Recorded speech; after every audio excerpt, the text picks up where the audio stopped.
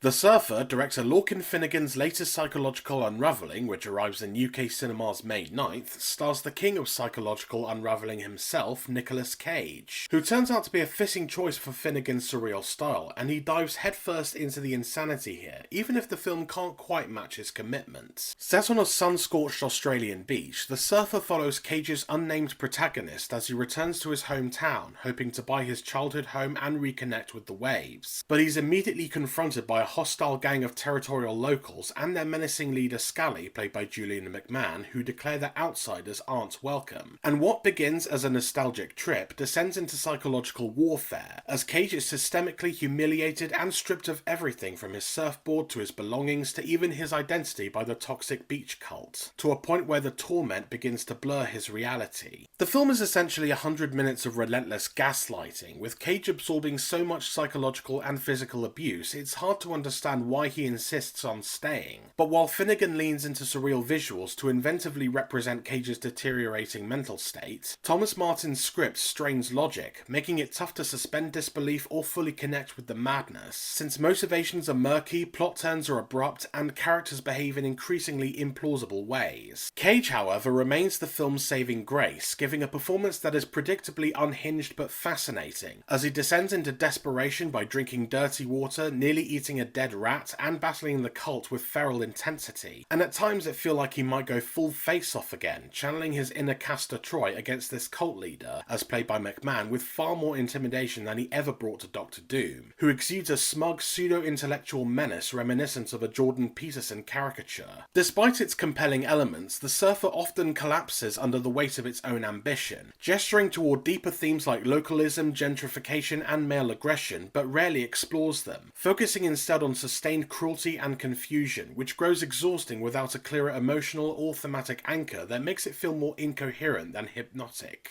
Ultimately, The Surfer is an intriguing but frustratingly inconsistent 2.5-star psychological thriller that, despite Nicolas Cage's typically committed turn and Lorcan Finnegan's flair for unsettling imagery, gets lost in its own fog of gaslighting and bizarre cruelty, with thematic intentions that are present but unfocused, making it a visually engaging yet emotionally hollow wave of sun-baked madness that, by the time you're finally ready to ride with it, the tide may already have pulled you too far out to sea.